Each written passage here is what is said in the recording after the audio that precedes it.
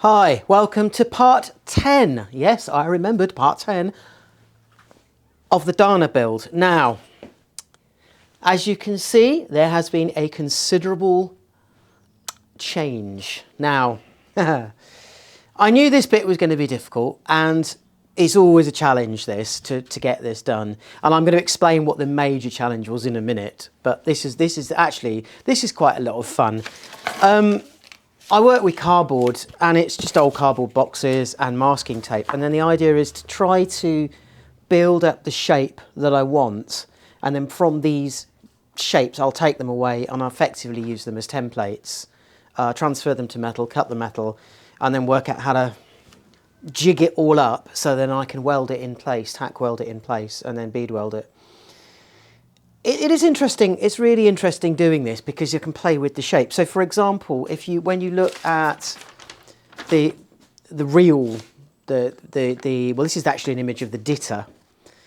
The turret is really, really tall. Now, I actually think this is a little bit low. I think I'm probably going to increase this probably by a further 2 centimetres, 200 mil. Give it a little bit more height. But on the whole, it turns perfectly into the shapes, and it's a matter of kind of sculpting. I'm not really aiming to produce this. That's not my objective here. My objective is to produce something that resembles that. It's my interpretation of that. And I also like, you know, the Thunderbirds idea as well, that it's got an element of Thunderbirds to it. It's kind of outlandish and crazy and mad, and I'm almost liking the red wheels, which I know is silly, but part of me is thinking, well, a lot of military vehicles now aren't painted green anymore, because to be honest, what's the point? You know, most of these things can shoot and hit targets 5-6 miles away. So the idea of actually visually spotting these things and firing on them is irrelevant. What they tend to do is they use the geometric patterns and shapes to break down and change the silhouette, the profile of the real things. So what colour you paint them doesn't really matter. Hence why we see armoured, you know, battle tanks painted pink and blue and all sorts of different colours. So there's part of me that is thinking, maybe I could paint this, do this in a real Thunderbird style and actually keep the red wheels and go with a red and pink theme for it.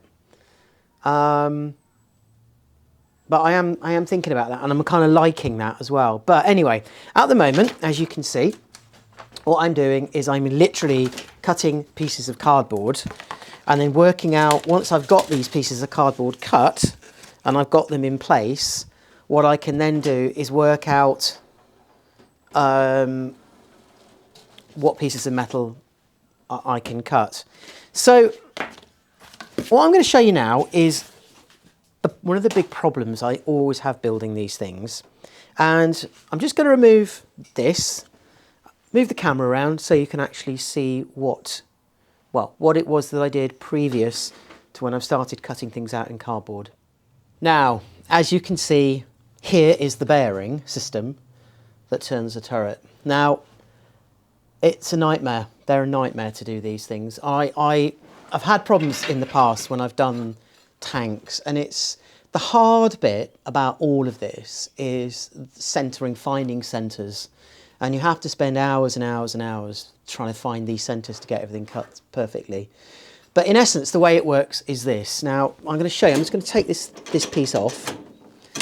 In essence, basically what we've got here is we've got the bodywork, obviously we know, that's fixed to the chassis. And now we've got basically a ring here, a Lazy Susan style ring that can turn. In the middle of this, we've got a 24 volt servo basically fixed to the frame, and the centre point of the spindle, or the spindle itself, is exactly centred on this disc.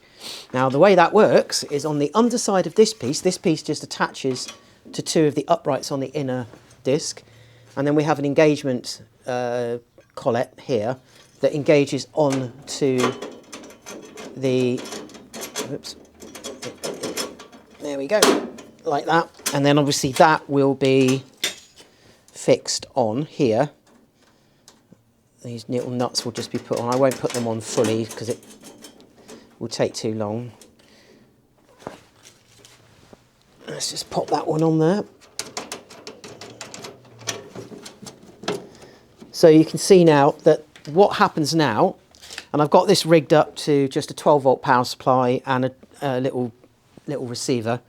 You see now we can move this, and not a lot of power. As I said, it's only running at 12. But I got a good turn. We got about, well, we'll have at least 180 degrees on this, and it will centre itself as well. I need to put some grease on the bearing, and obviously this is just all mocked up at the moment. I'm thinking at the moment the bearing, the outer ring of the bearing is fixed at 6 points. Now I'm umming and ahhing at the moment whether or not there's going to be any flex or any movement in this. Obviously this isn't bolted down fully yet, but if there's any movement or any flex in that, then even if I get a deflection here of by, what, 2-3 mil, that's going to be magnified when we're on the enormous, on the turret. I think the turret, you know, potentially could weigh 20-30 kilos because it's going to be, again, solid metal with all the breech systems for the gun. And again, I haven't quite decided yet whether I'm going to go the propane gun or whether I'm going to go with the blank firing system. But this works. You know, this system does work. I've managed to get everything centered up, and as if by magic, the top's on, and then you can see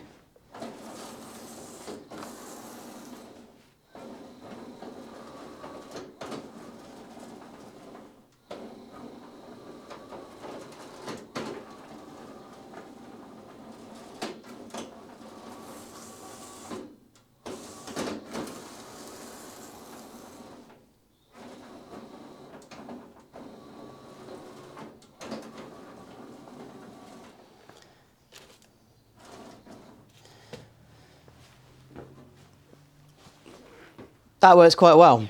So, on the basis of that actually turning and working, I'm going to go and cut these panels now out of metal and spot weld them to this base. One thing I am worried about, which I've got to think this through, at the moment this base piece of here, of this, is actually only quite a thin bit of steel. So I'm going to have to find a way to reinforce this, because the minute I start welding on all these side panels,